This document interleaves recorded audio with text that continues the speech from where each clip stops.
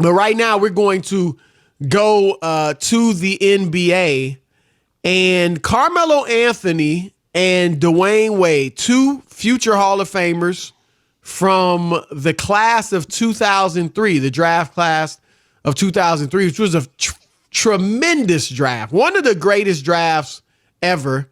LeBron James, number 1. Darko Milicic, number 2, which obviously he's the mistake in the top 5. He did win a ring.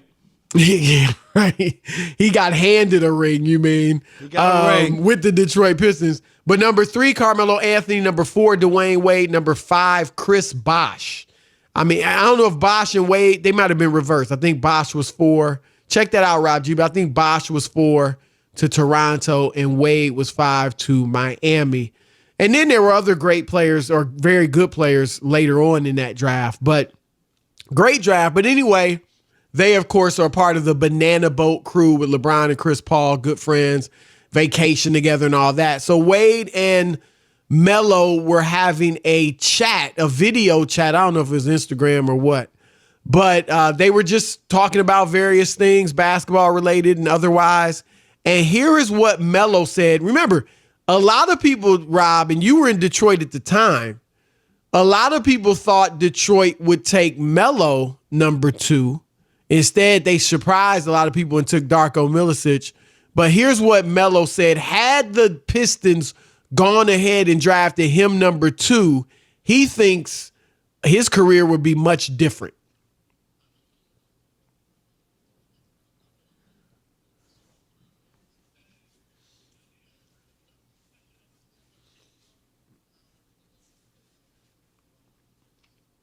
Rob, I'm going to let you start with this one because you were in Detroit as a columnist. Yeah, and you were fairly close to that team. So go ahead and tell me your thoughts. I remember I was at the Meadowlands, Chris, when the Pistons were in the playoffs when they got that pick. Do you remember? It was during the playoff game. Right. And I remember that, and right away everybody assumed. I could remember asking Joe Dumars that day, and he was the GM, if it was Melo, and he wasn't committed, to it or whatever. Right. And a lot of people, of course, Darko didn't work out to where they wanted. There was a lot of things that worked against him. But did you know it was by the time they drafted Darko, I can't remember, did you know he was going to take Darko, or was everybody thinking he was going to take Melo? No, it was kind of out there that it was going to be Darko. Even if you Google and look at Kiki Vanderway, he's on the record that said if it was reversed and he had the second pick instead of the third pick, that he would have taken Darko too. Yes, that was what seemed to be the consensus at that time. It's always different after the fact. You could say, the Pistons should have taken Dwyane Wade. Dwyane Wade was never in anybody's draft board, Chris. He was the 5th pick. Well, to be honest, Rob, I remember when Miami drafted him, I thought it was a mistake because remember they had Eddie Jones, right? So they need a point guard. I don't remember what other point guards were in that draft, but I was like, they don't need another 2 guards. You got Eddie Jones, who was an all-star. That was part of the thing with the Pistons as well. First of all, and this is coming from Doug Gottlieb. And I was doing ESPN radio with Doug Gottlieb, Chris, back then, and he said Darko was the greatest, and I hope I'm not misquoting him, 15-year-old player he had ever seen. He was playing overseas and had played with Darko, and ranted and raved about Darko, how good he was, and maybe one day down the road we'll get Doug on again. If it ever comes up. But anyway, Rob, since you were there. Larry Brown, who's obviously an all-time great coach, Hall of Famer. I think he's the best basketball coach ever. I do. Yeah, I mean, I don't, but there are those that agree with you on that. And I think he's certainly one of the greats for sure. Is he the only one or one of a handful or two? Only one to win an NCAA championship and an NBA championship. Yep, and other than the Knicks. Everywhere he went, and he had many stops, all his teams improved and got better. The Knicks is the only one. And he wasn't there long enough. Do you know what I mean? He was doing some baffling stuff with the Knicks. Right. But it wasn't a good look. It But wasn't his all track his fault, record- but he did some bad things, some crazy things there. But then with Team USA in 2004, I don't know what Larry was doing either. Okay, so let me make my point. The other thing with the Pistons is that they had Tayshaun Prince, Right. who was a really good young player they got from Kentucky. If I remember, Chris, I think he was a 22nd pick. He was a low first 22nd, rounder. but he wound up being a good player for them. And I don't know if Melo and that Pistons team in 2004, if you remember, it was all about defense on that team. No question. Second best defense in the league. Yes, and at one point, I think the streak was 12 or 13 games, Chris, or 11 or 12. They held their opponents to 70 points or less for 11 straight games in an NBA season. It was incredible. And when the first team that got over 70, over the 70-point mark, they celebrated after the game because they couldn't, you know what I mean? Because Did nobody they win? Yeah, they did win. They beat the Okay. Pistons, like real close, but they got over 70. And I remember how excited they were because no one had been able to do it. So I don't know how well Melo would have fit in with that team. I'm not saying obviously he's a great player, Chris, and he would have had to adjust. But Larry Brown, and you remember, Chris, with it wasn't the Olympic team. What was it? When he had LeBron didn't play. And that was 2004, the Olympic team. He had LeBron, Wade, Melo and didn't play. Melo, and They they didn't sat play. on the bench. Yep. Well, and I thought, and I don't know if at one time I was saying Larry Brown was the greatest coach ever, but after he won that title with Detroit, I was really singing his praises. Like he was right there in the conversation. But as you said, and I know this doesn't take away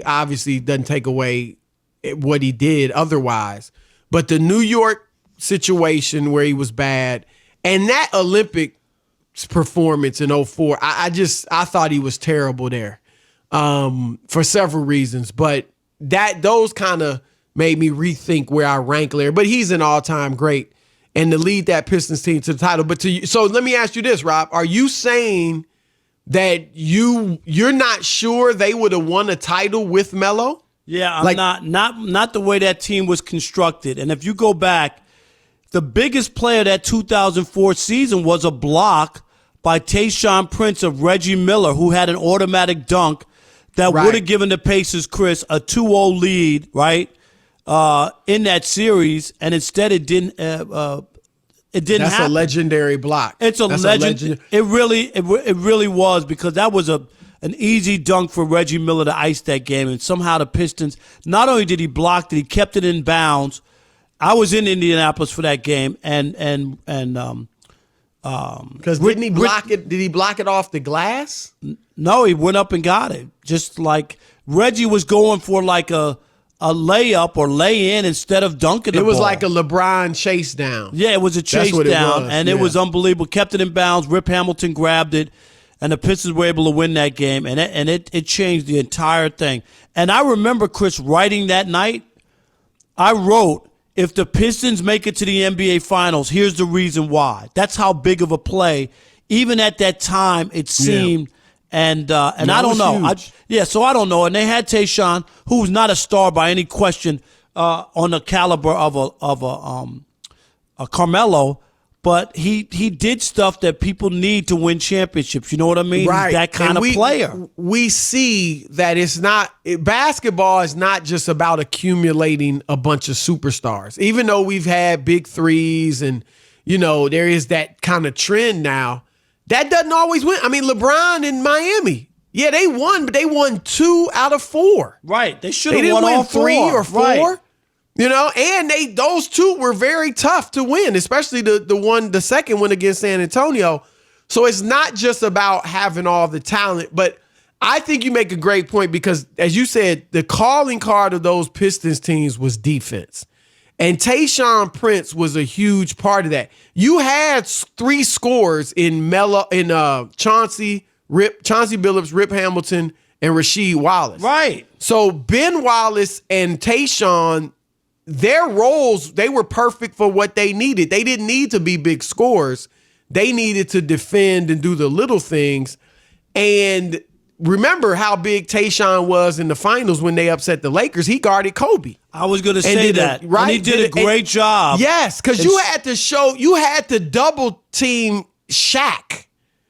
So that means you needed a guy that could guard Kobe. And I'm not saying he shut him down, but, he did a good job on Kobe, about as good as you can do. And you needed a guy capable of doing that. And Chris, here's the other part. That 2004 team won't get the kind of credit it should have, even though in 2005 they went back, so it wasn't like a fluke and they went one time. And they had a great chance to beat San Antonio. If you remember that series, Pistons fell down 0-2. They should have beat them. They should have beat them.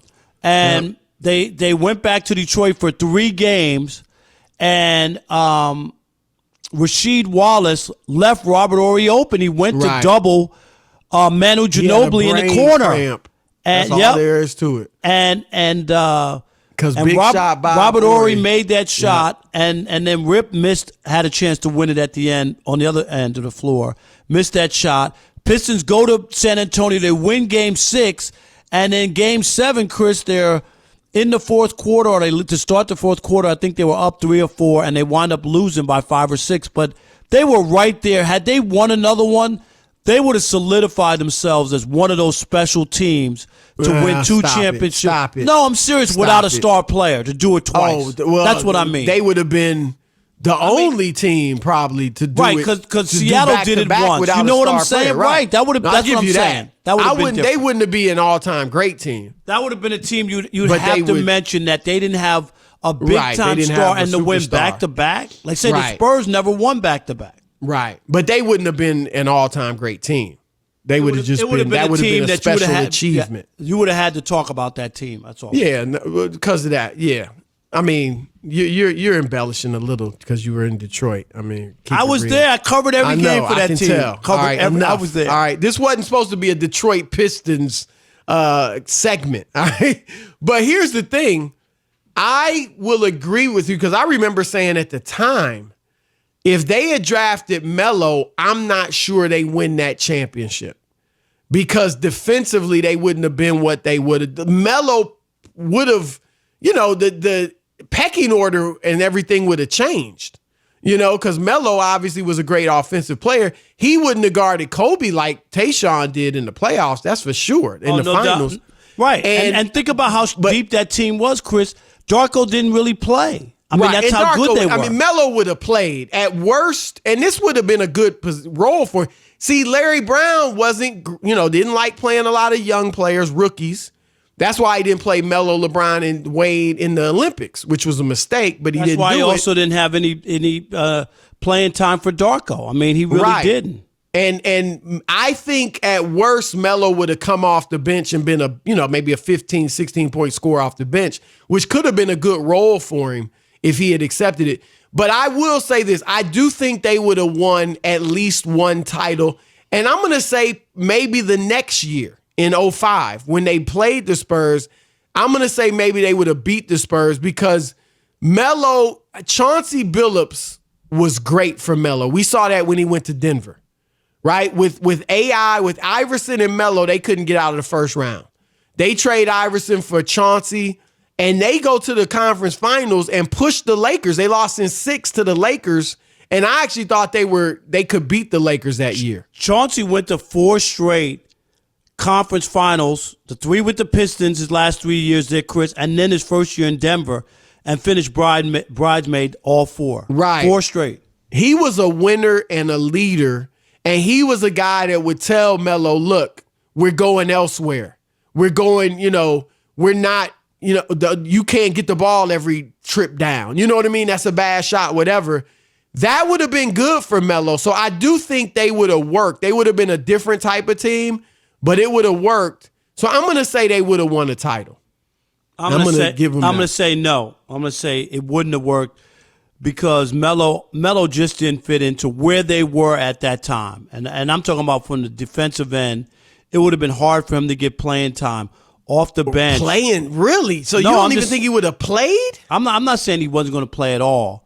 But I'm saying if he didn't play a major player for them? If he didn't play defense, he wouldn't have got as much playing time. That's what I meant to say. Wow. I think he would have went there and been great. Do you remember who came off the bench? Lindsey Hunter and yeah, but they not. No, I'm just. I'm just saying that like Melo. Everybody was defensive who came off that team. Yeah. That's all I'm saying. Rob, Melo would have been like maybe certainly not that first year, but he would have been the best player on that team. Don't you think? I mean, like I said, it wouldn't have shown the first year because he would have had to play a role. But Melo's better than Chauncey and Rip and Rasheed and everybody that was on that team. I get it. That team had to go together. They all fit, right? I agree. That's why they could win without a superstar. Exactly. It would have been interesting. All right, we're going to throw it out to you. 877-99 on Fox. 877-996-6369. If Carmelo Anthony ended up getting drafted by the Pistons in 2003, do you think he'd have 2 or 3 rings by now? And man, think about what that would do for his legacy. He's a Hall of Famer to me already, first ballot. You agree with that, Rob? Yeah, I mean, the way that the way it, because baseball's pretty watered down too. I'm just saying the way it's set up. Okay. What? He won a national championship. He's a perennial all-star. I said the way it's set up. Absolutely. The way it's set up is that it's not an NBA Hall of Fame. It's a basketball Hall of Fame. Even if it were an NBA, he'd still be in there. Come on. No love. Y'all gonna give love or not? 877-99 on Fox. How do you feel about Melo in Detroit? 2 or 3 rings or 0? It's the Odd Couple, Fox Sports Radio. All right, let's kick it off with Bob in Ohio. You're on the Odd Couple, Fox Sports Radio. What's up, Bob? Hey, man, what's going on, guys? What's happening? Doing great. Hey, man, I hope everybody's safe, and I just can't put Carmelo Anthony in the Hall of Fame, and I'll tell you why. Wow. To me, it seems like everywhere he goes, he's a problem. He's a cancer. He's not a team player. The only Hall of Fame I would put him in is the Syracuse Hall of Fame. Has he ever led the league in scoring? No, but that's not a prerequisite for the Hall of Fame. Oh, no. Let me say this. I'm going to let you finish. Keep him on. I'm going to let you finish. But Melo went to a 17-win Denver Nuggets team and led them to the playoffs in the West as a rookie. That was better than LeBron did as far as team success same year. Now, Melo also got to the conference finals with Chauncey Billups. And I know he hadn't won many playoff series since then or other than that, but he's won more than Tracy McGrady. His numbers are tremendous every year. He's not on the level of the LeBrons and even the D Wades and all that, but I'm shocked you don't think he's a Hall of Famer. Well, I'll tell you what, I'll give him honorable mention if that makes you feel a little better. But all right. Like I said, to me, it's all about winning, and he does not seem to bring anything to a team to help them win. Maybe when he was younger, definitely not the last 4 or 5 years. He's a problem everywhere he goes. That's why they get rid of him. And Bob, you're wrong. He's not a Cancer. He was born in January. He's a Capricorn. Oh, I'm sorry.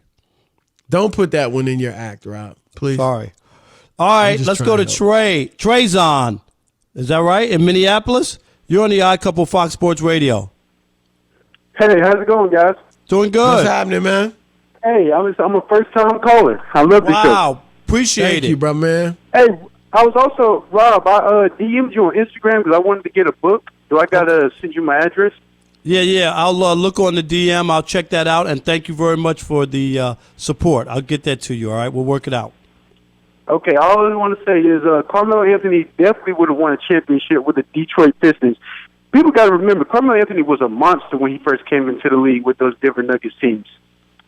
You're right.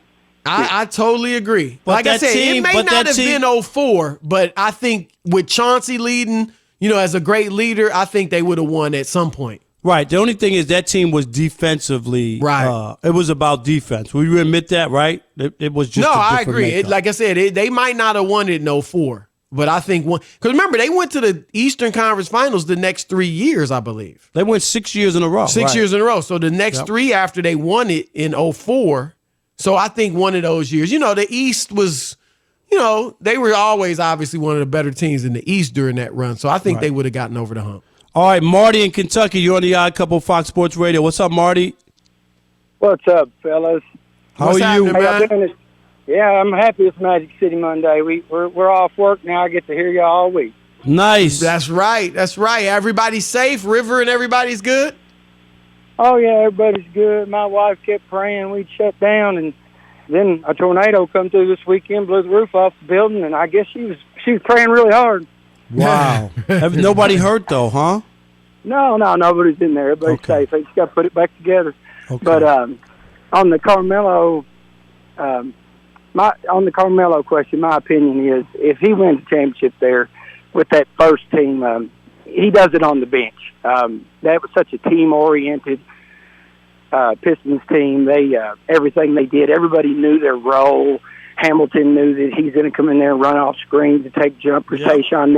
Tayshaun Prince knew that he was, he knew he was going to come in and have in special situations and guard guys. And even sometimes when they needed a big basket, they would use his length because back then that stretch four, you didn't see 6'9" guys with a 7'2" wingspan that could shoot threes and drive to the basket. And Brown did an excellent job of using everybody's strength and getting everybody to understand their role.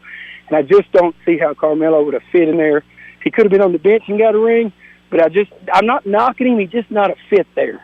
Yeah. He would have, like I said, a great role for him now if he could have accepted it. And maybe could have, who knows, but would have been coming off the bench for that team. And I think he could have averaged 15, 16 points a game off the bench. But would he have accepted that? Yeah, that's the whole thing. Being a top pick, the number 2 pick, and you go to a team and you're not getting any playing time?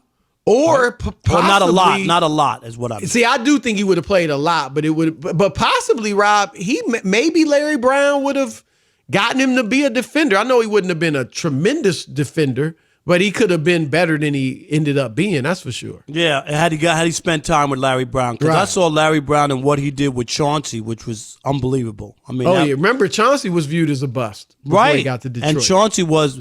They didn't nickname him Mr. Big Shot for nothing, Chris. He was really that guy. Am I right? No question. Now, it's Shop Talk. Yes, sir. It is Shop Talk, the outcome of Fox Sports Radio. Normally, we'll do this on Thursdays, or Fridays, at 8:45 Eastern. But due to this quarantine that we're all in, we're going to hit you every single day with a new episode of Shop Talk. This lockdown has people letting their personal hygiene go a little bit. Now, iHeart put out this blast that says, because barber shops and hair salons are closed, people are trying to cut their own hair. Chris Broussard trying to dye his own hair, and it's not coming out good. Uh-oh. Stop it. And so here's the question just for everybody on the show. In what way has this quarantine that we're all on affected your own, self, taking care of yourself? Start with you, Rob. I look like a wreck. I'm almost embarrassed how I look. I put a hat on. But you're going out. Yeah, I got to go to the post office. People want books, right? I got to mail them off to them. I got to mail stuff off. I need a Diet Coke from McDonald's for 99 cents. For $1, I mean. But now I got to get out a little bit. So I have a beard grown all the way in. I was going to be cutting it off, I thought, after I came back from the cruise. So I got this beard that's real gray and real woolly. Can you get a hardened type beard? I don't know if it keeps growing like this, but does it look like it's not going. It's not that long, but it's full, and I feel like Grizzly Adams. And the other thing too, so yeah, my hair looks terrible. It's grown a lot. Look like I could get my hair braided pretty soon. So yes, I've let that stuff go. I think that could be a good look for you, Rob. I mean, braided if you hair? comb, no, not the braids, but like a little, kind of like a little afro. Comb from it. The 70s, and then not a huge one, but just a little full afro and the full beard. What about if you comb it and take care of it and trim it up, that couldn't look good. You don't think? Nah, I like my hair short and neat. What are you doing with your hair? My hygiene, to be honest, hasn't changed that much. Because I got my my little workout room in the basement. I got everything I need. I call it Broussard Fitness Works. Okay. And it's got a heavy bag, bench press and incline, barbells and elliptical machine. And so I jump rope. I can do everything I need to do to get a nice little workout in. And So if I get up in the morning, I spend some time in the Bible and prayer, and then I go work out. And if I'm just cleaning that day before our show, then I won't shower. I'll just clean and then shower before the show. Rob, if I'm not cleaning up, then I'll shower right then and there. Rob, and I'm pretty much the same. Are you showering? Are you doing? I am. I actually same? have to take a shower every night before bed, or else I can't sleep. Okay. And unlike you guys, I cut my own night. Every night. So you shower at night versus in the No, morning, or you I do shower both? twice a day. Twice a day. Wow. Yeah. And Alex? I cut my own hair, so I'm good. You've always cut too. your own hair. Yeah, both you guys. Alex, have you changed anything? What's up, guys? Change anything? Not too much extraneous lengths because I myself like to stay at home. I do a lot of homework, so this kind of plays into my parfait. But it's more so like the outgoing events where they're closing down hiking spots and the gym itself. That's been the most crux to me. It's just like the gym because I go across the street to work out and then shower. I was going to say, I have cut back a couple of showers. I will admit that. Rob, you haven't showered since the quarantine started. If I haven't gone anywhere, I don't I'm shower glad all the we're time. not side by side this Sorry. week.